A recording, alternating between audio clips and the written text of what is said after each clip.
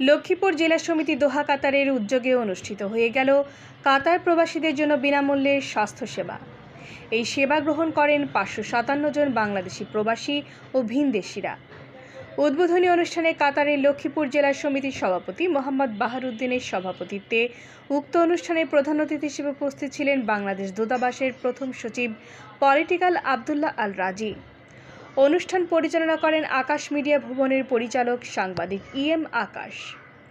এছাড়াও আরও উপস্থিত ছিলেন বাংলাদেশ কালচারাল একাডেমি দোহা কাতারের সভাপতি ইঞ্জিনিয়ার আক্তার জামান মামুন, ব্রাহ্মণবাড়িয়া জেলা সমিতির সভাপতি একেএম আমিনুল হক, হারিস চৌধুরী ফাউন্ডেশনের সভাপতি হাসান আহমদ, বিশিষ্ট সমাজসেবক কাজী আরিফুল ইসলাম, মোহাম্মদ তাজুল ইসলাম, উপদেষ্টা নুরুল আফসার বাবুল, বিশিষ্ট ব্যবসায়ী মোহাম্মদ রিয়াজুল ইসলাম, ইঞ্জিনিয়ার মোহাম্মদ সেলিম সহ আরও অনেকে।